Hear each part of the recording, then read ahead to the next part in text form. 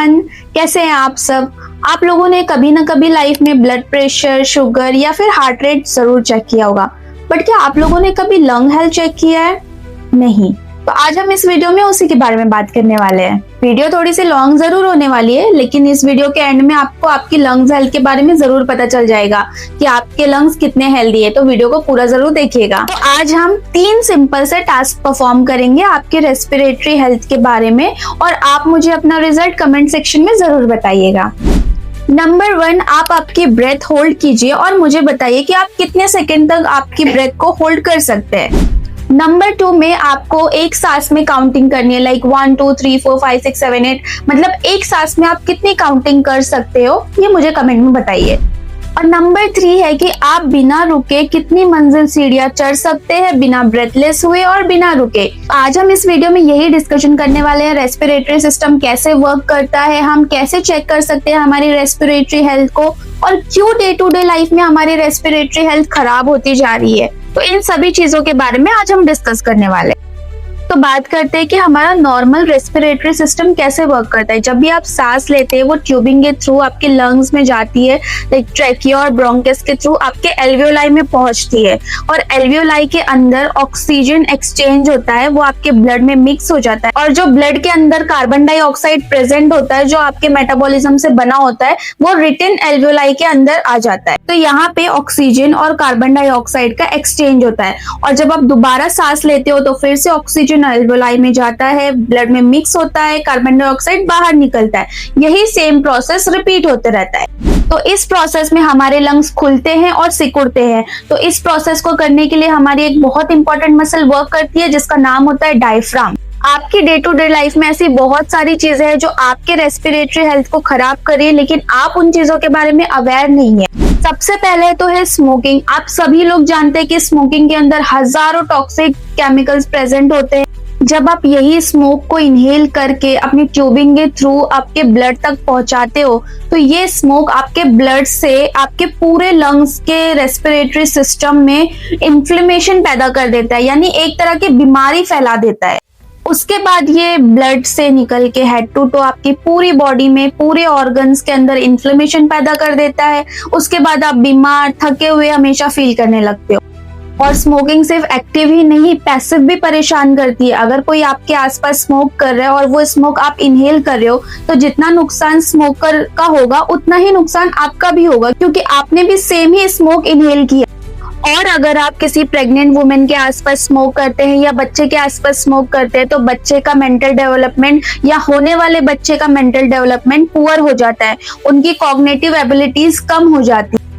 अब स्मोकिंग के बारे में तो हम सभी लोग जानते हैं, बट ऐसी क्या चीज है जो हम लोग नहीं जानते और जो हमारी रेस्पिरेटरी हेल्थ को खराब कर रही है, वो है आपका इंडोर पोल्यूटेंट। आप लोगों को लगता है कि घर अंदर से बहुत साफ है, बहुत क्लीन है, तो इससे कुछ अफेक्ट नहीं होगा, बट घर के अंदर धूप बत्ती जलाना, अगरबत्ती जलाना, मॉस्किटो कॉइल्स जलाना, या फिर आपके किचन में प्रॉपर वेंटिलेशन ना होना, ये सारी चीजें भी आपके रेस्पिरेटरी हेल्थ को बहुत ज्यादा हद तक अफेक्ट कर सकती है। तो ये सारी चीजें माइक्रो पार्टिकल प्रोड्यूस करती हैं, आपके लंग्स में जाते हैं, इन्फ्लेमेशन पैदा करते हैं, सेम जैसा स्मोकिंग में होता है।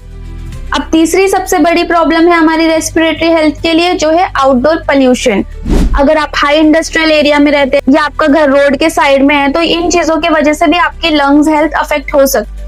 और ये बच्चों के लिए भी बहुत इंपॉर्टेंट है, क्योंकि बच्चे आउटडोर में कहाँ पे खेल रहे हैं, पोल्यूशन ज्यादा हो, वहां पे गाड़ियों का धुआं बहुत ज्यादा उठता हो, तो इस वजह से भी उनकी लंग हेल्थ खराब हो सकती है। हम सबसे इग्नोरेंट पार्ट पे बात कर लेते हैं, जिसपे हम कभी ध्यान नहीं देते, वो है हमारे सेडेंटरी लाइफस्टाइल।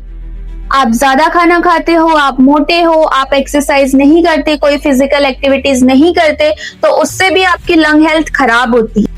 तो आपके जो एल्वियोलाई है लंग्स के बेस में, वो धीरे धीरे श्रिंक करने लगते हैं, सिकुड़ने लगते हैं, और धीरे धीरे वो काम करना पुअर कर देते हैं। तो इसीलिए सेडेंटरी लाइफस्टाइल भी बहुत इंपॉर्टेंट होती है। लंग हेल्थ खराब होने की वजह से हमारी एंटायर बॉडी अफेक्ट हो जाती है। आपको mental fog, irritability, poor concentration, heart disease के रिस्क भी बढ़ जाते हैं। आपकी स्लीप डिस्टर्ब हो जाती है, वुंड हीलिंग स्लो हो जाती है, आपकी इम्यूनिटी वीक हो जाती है, बच्चों के ब्रेन में कॉग्निटिव डेवलपमेंट पुअर हो जाता है। ओल्ड एज के लोगों में COPD, bronchial ESMA, recurrent lung infection, ये सारी चीजें होती रहती हैं। और अगर आप इन चीजों में एक्सपोज होते हो, जैसे कि मैंने अभी इस वीडियो में बताया है, तो आपको सर्दी, जुकाम, खांसी हमेशा होता होगा। चलिए अब बात कर लेते हैं कि अपनी लंग की हेल्थ को अच्छा रखने के लिए क्या नहीं करना। स्मोक नहीं करना है, कभी पैसिव स्मोकिंग के आसपास नहीं रहना है, घर में यूज होने वाली ऐसी कोई भी चीज जो धुआं प्रोड्यूस करती हो, स्मेल प्रोड्यूस करती हो या माइक्रो पार्टिकल प्रोड्यूस करती हो, ऐसी चीजों को यूज नहीं करना है। आपकी किचन को वेल वेंटिलेटेड रखना है, सेडेंट्री लाइफस्टाइल नहीं जीनी है, ओवर ईटिंग नहीं करनी है। अगर आप ऐसी जगह पे एक्सपोज हो जहाँ पे बहुत ज्यादा धुआं है, पोल्यूशन है, तो आपको मास्क लगाना है PM 2.5 वाला। अगर आपको बार बार लंग इन्फेक्शन हो रहा है तो इसको इग्नोर बिल्कुल नहीं करना है। अगर आपको ब्रेथलेसनेस फील हो रहा है, एक मंजिल सीढ़ी चढ़ने के बाद भी आपको दम लग रहा है, सांस फूल रही है, तो आपको आपके डॉक्टर से जरूर कंसल्ट करना चाहिए। और अगर आप क्रॉनिकली स्मोकिंग करते हैं तो आपको हो सकता है COPD की प्रॉब्लम हो गई हो, तो आप अपने डॉक्टर से जरूर कंसल्ट करें। तो अब हमें ऐसा क्या करना चाहिए जिससे हमारी रेस्पिरेटरी हेल्थ अच्छी रहे? तो डेली आपको 20 से 30 minute moderate to high intensity exercise जरूर करनी चाहिए। सेकेंड, आपको डीप ब्रीथिंग की प्रैक्टिस करनी। स्लोली आपको इनहेल करना है नोज के थ्रू, फिर आप एक्सहेल कर सकते हो।